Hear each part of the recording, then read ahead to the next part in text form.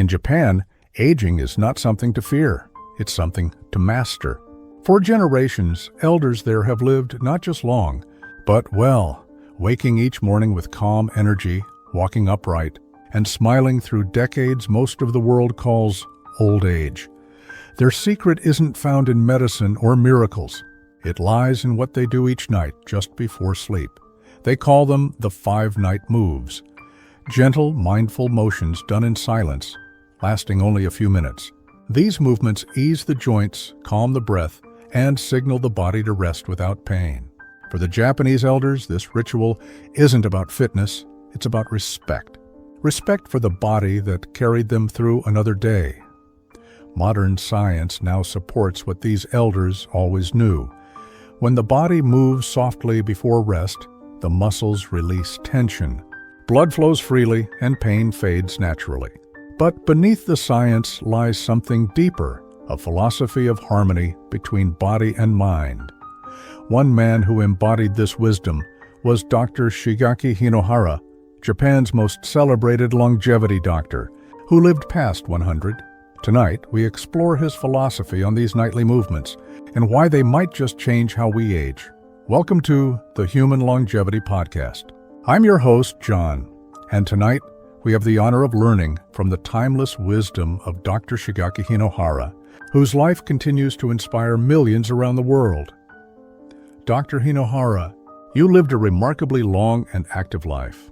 You've said before that the way we move before sleep can shape how we wake, both in body and in spirit. Why do you believe these simple nighttime movements are so important, especially after 60? John, aging is not a problem, and it's a process. The issue is that many people fight it instead of understanding it. After 60, the body begins to speak a new language, slower, softer, but wiser. These 5 movements are a way of listening to that language. You see, as we live each day, small tensions build up in our shoulders, hips, spine, and heart. Most people carry those tensions into the night, thinking sleep will wash them away. But tension that enters sleep becomes stiffness by morning. That is why so many older people wake up in pain, not because of age, but because their bodies never learn to release. The Japanese elders move before bed to teach the body how to let go. Just 5 minutes, rotating the wrists, bending the spine, lifting the legs gently, signals the nervous system to calm down. The muscles loosen, the breath deepens. The body begins to trust again. Science now explains this. Movement before rest increases blood circulation and activates what we call the parasympathetic state, the body's healing mode. But I believe the true reason it works is more spiritual. These movements are an act of gratitude. They say to your body, "You did well today. Thank you. Rest now." When you treat your body with such kindness, it responds with loyalty. That is the essence of longevity. Not just to live long, but to live kindly with yourself. Dr. Hinohara, many people don't realize that something as simple as how we move before bed could affect how we wake up. You often said that nighttime movement is the key to waking pain-free and energized, especially after 60. Can you help us understand how something so gentle, so quiet, can have such a powerful effect on the body? John, the body is not separate from time. It is time itself. Every day we ask so much from it. We walk, lift, think, stress, and carry not only our weight, but also our worries. By night, the body is tired, but it rarely feels safe enough to rest. You see, the moment before sleep is not just about closing the eyes. It is about giving the body permission to release what it has held all day. That is where the secret lies. When I say move before bed, I don't mean vigorous exercise or stretching for strength. I mean small gestures of awareness, slow rotations of the wrists, a gentle turn of the neck, the rise and fall of the shoulders. These movements are conversations between the body and the mind. They tell the nervous system, the day is done, you may rest now. And when the body receives that message, it responds with a deep kind of healing that no medicine can replace. Many older people believe that waking in pain is normal, that after 60, stiffness and fatigue are just part of life. But this belief is not truth. It is habit. Pain, in most cases, is not a punishment of age, but the residue of tension that we never released. Imagine carrying the same emotional and physical tension into the night, night after night. Over time, it hardens into discomfort, into stiffness, into the aches we call aging. When we move gently before bed, we interrupt that pattern. We wash away the day before it seeps into the next one. I once treated a man in his 70s who had stopped gardening because his back hurt every morning. I asked him to try something simple, 5 minutes of slow breathing and movement before bed. After 2 weeks, he told me he was sleeping deeper, waking lighter, and had gone back to his garden. He laughed and said, "Doctor, I didn't get younger. I just stopped carrying my day into the night." That was the lesson. The body does not need to be young to feel young. It needs to be free. Science now supports this wisdom. Gentle motion before sleep lowers cortisol, increases circulation, and improves the flow of oxygen to muscles. But beyond the science, there is spirit. The act of movement teaches the body to trust again. It reminds us that healing doesn't always come from doing more. It often comes from doing softly. The Japanese elders have known this for centuries. They end each day not with struggle but with surrender, not with exhaustion but with gratitude. When we move slowly before bed, we are not exercising. We are saying thank you to our legs for carrying us, to our back for holding us, to our breath for staying with us. And when we treat the body with such grace, it gives us back the greatest gift of all. A peaceful morning, free from pain, ready to live again. Dr. Hinohara, you've often said something that stays with me. That tension which enters sleep becomes pain by morning. Many older people feel sore or stiff when they wake and assume it's just a part of aging. But you suggest it's more about how we end the day than how old we are. Can you explain what you mean by that? How tension transforms into pain overnight and what we can do about it? John, pain is not the enemy. It is the body's language of truth. When we are young, our body can carry tension and still recover easily. But after 60, the body becomes more sensitive, more honest. It tells us exactly how it feels. When people say they wake up sore or tight, it is not because their body is broken. It is because their body never got the chance to truly rest. They carried the tension of yesterday into the night, and the night simply preserved it. Sleep cannot heal what the body still holds on to. You see, the modern world teaches people to keep moving, to stay productive until the very last minute. So we fall into bed not relaxed but overloaded, our muscles still guarding, our breath still shallow, our mind still busy. The body needs a transition, a small ceremony of release to know that the day has ended. Without that, tension that was meant to leave becomes trapped inside the tissues. By morning, what was once only tightness turns into pain. That is why the Japanese elders practice their nightly movements, not as exercise but as cleansing. Each motion is like wringing out the stress of the day. When they move their shoulders, they let go of the burdens they carried. When they turn their neck slowly, they release the thoughts that would not stop circling. When they stretch their legs, they thank them for walking another day. These gestures are gentle but profound. They prevent the small stiffness of today from becoming the chronic pain of tomorrow. I remember one elderly man who visited my clinic complaining of constant back pain. He said, "Doctor, every morning I feel as if my body turns to stone." I asked him what he did before bed, and he said nothing, I just collapsed from exhaustion. So I taught him a simple 5-minute routine, breathing deeply, raising his arms, turning his torso, bending slightly forward and back. A month later, he returned with tears in his eyes. "I still feel old," he said, "but I no longer feel trapped in my body." That is the difference. Pain limits the soul, but release gives it freedom. Even science supports this now. When muscles remain tense during sleep, blood flow decreases, oxygen levels drop, and inflammation rises. The next day we feel it as stiffness, heaviness, and fatigue. But when we relax the muscles before rest, the body enters what we call the healing zone. It restores, not resists. So, John, I tell everyone, do not go to bed carrying your day with you. Lay it down, move a little, breathe deeply. Forgive yourself for what didn't go right. Tension that leaves the body tonight will not return as pain in the morning. That, I believe, is one of the greatest secrets to waking up free. Dr. Hinohara, you often describe these gentle nightly movements not as exercise, but as an act of gratitude. That feels deeply spiritual, almost poetic. Can you share more about what you mean by that? How does something as simple as moving before bed become a way of expressing thankfulness toward the body?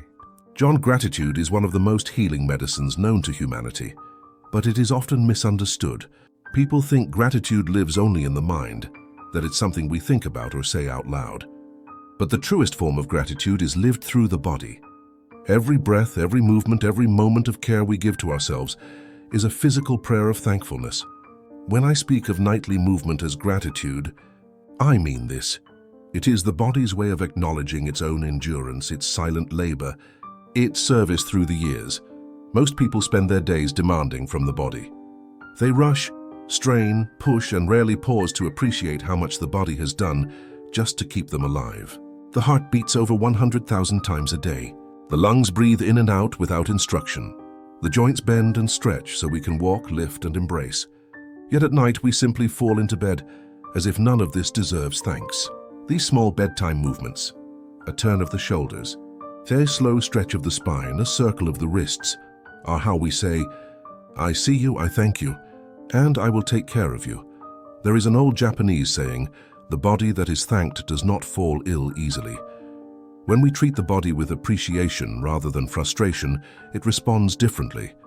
Science explains it through hormones. Gratitude lowers stress, improves blood flow, and balances the nervous system. But spiritually, it is something more. Gratitude creates harmony inside us. It reminds every cell that life is still a gift, even when it aches a little. I remember an elderly woman I met in Kyoto many years ago. She was in her late 90s and still walked every morning to her garden. I asked her what kept her strong. She smiled and said, "I thank my legs before I sleep."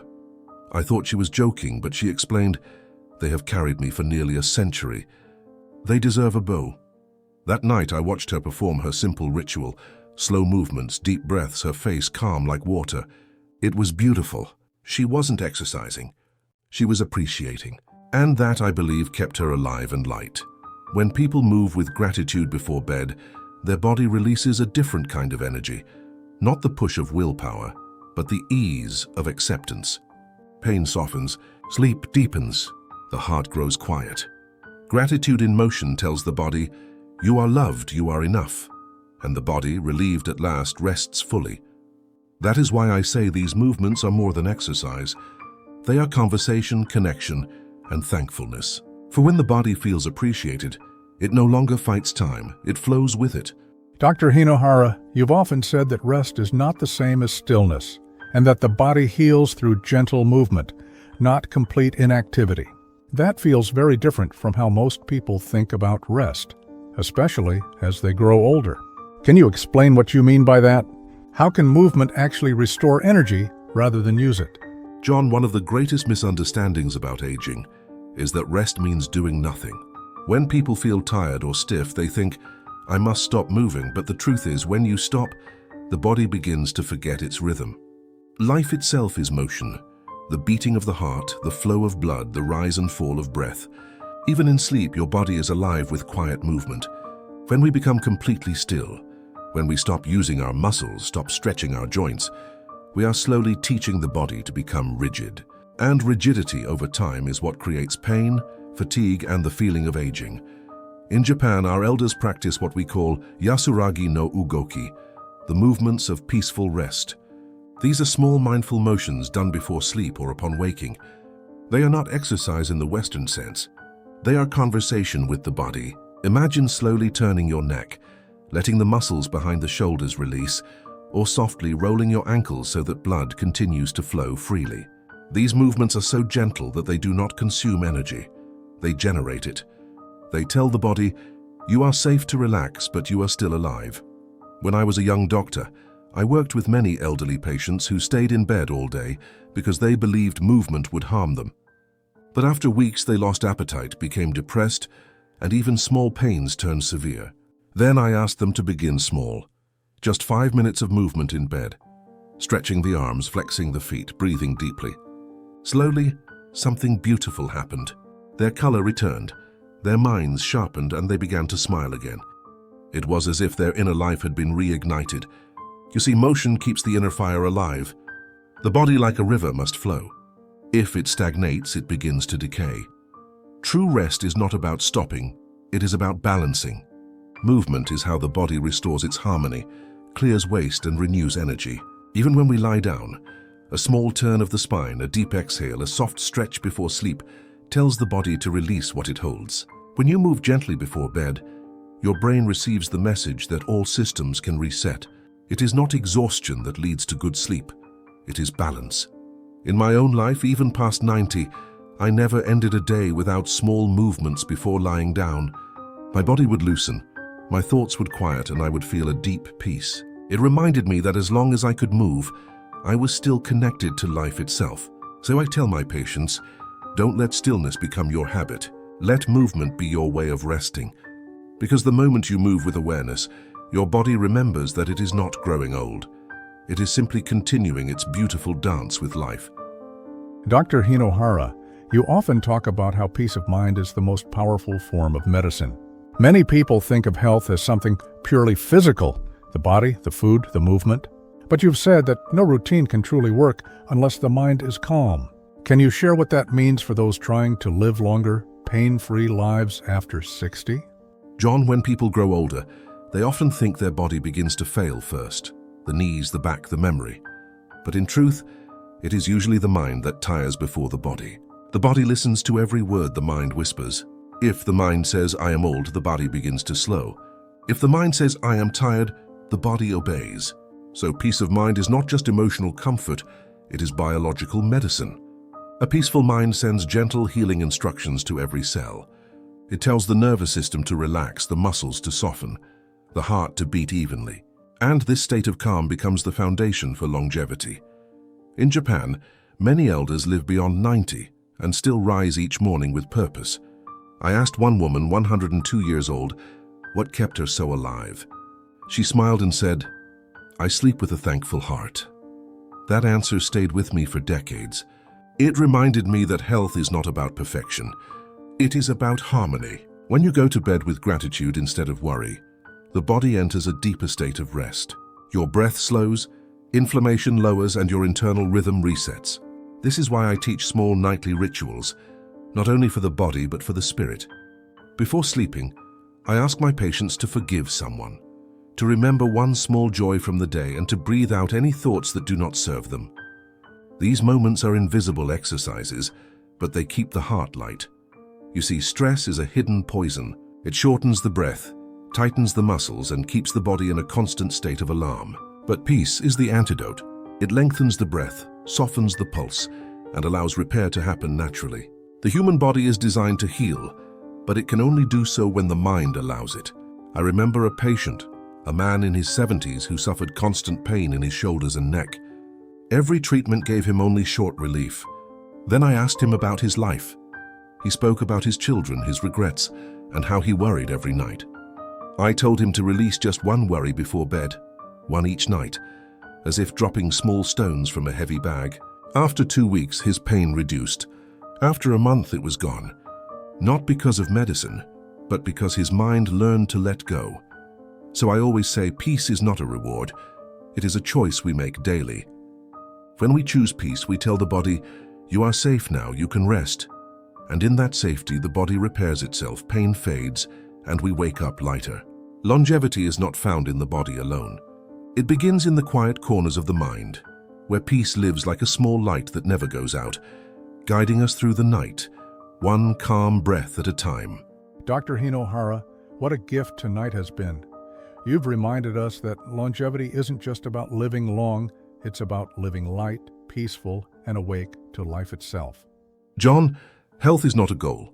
It is a daily conversation with your body, your breath, and your heart. Move gently, eat with gratitude, rest with purpose, and never let worry steal your night. Each small act of care becomes a quiet prayer for life. If this touched your heart, subscribe and continue walking this journey of wisdom with us.